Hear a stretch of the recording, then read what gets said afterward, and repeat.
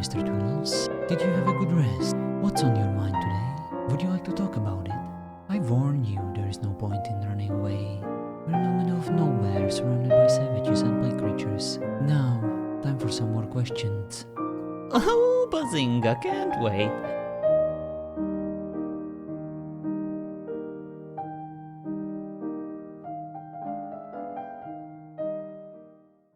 There are no records of your past, Mr. Toodles. Why is that?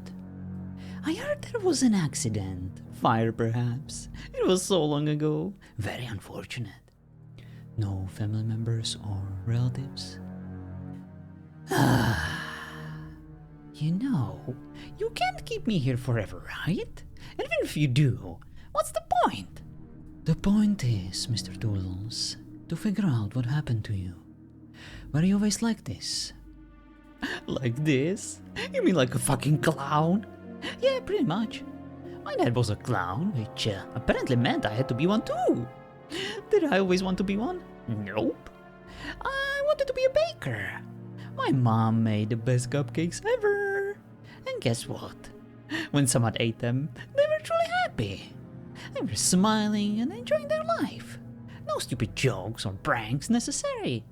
No funny outfits or props. A single fucking cupcake did more than my father ever could. But then my mother walked away for a moment, forgot to close the oven, and she set the house on fire, along with her own self.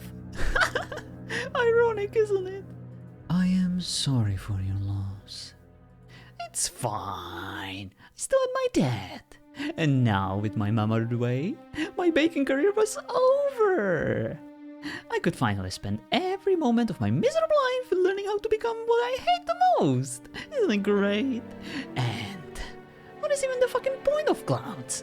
People either hate them, they're terrified of them, or they're complete idiots and they find them funny. What do you think, Doctor? Aren't they just hilarious?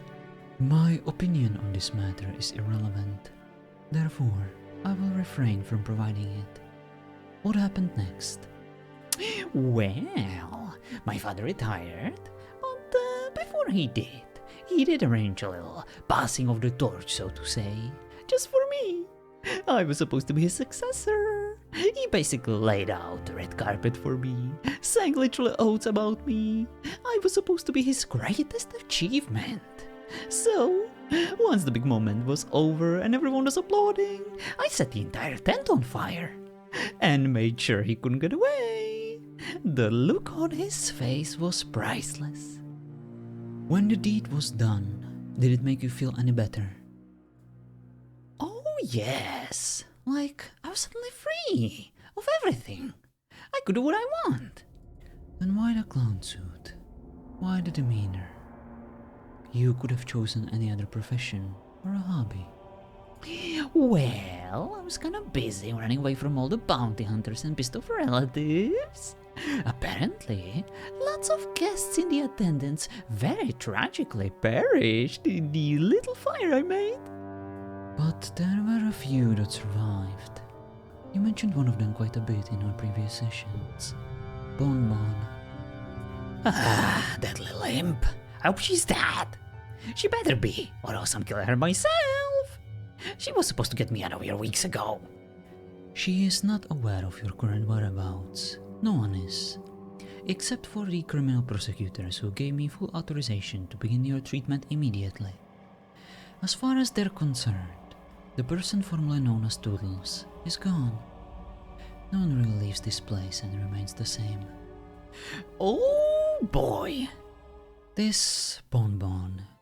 She remained by your side the longest. Everyone else perished or ran away. Why do you think she stuck around? Because I'm hilarious.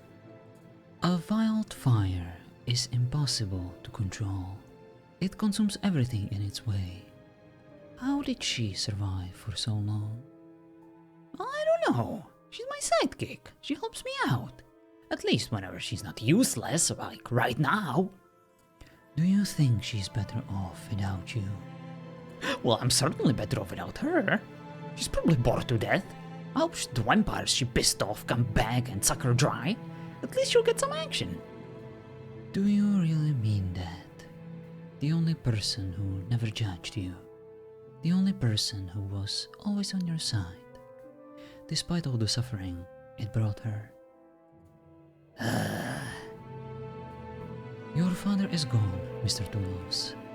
Your vengeance was accomplished, and your friend Bonbon found peace and stability. The place of your former residence is better off without you in every possible way. I think you're smart enough to realize that. So what are you saying, huh? I'm done?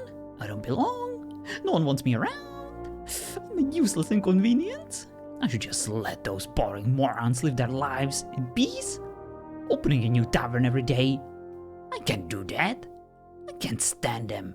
They keep complaining they have nothing to do. That they're bored, or sad, or tired. Well, they never said that when I was around.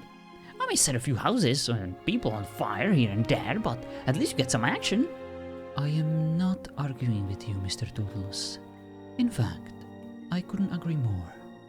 However, the society tends to ostracize and punish outcasts and anomalies, such as yourself. What if I told you there is a way to establish your reintegration into society? However, there is a caveat. No way! I would never bargain with you. You creep me out. Aha. So, out of curiosity, what's the catch? It is not something I offer lightly.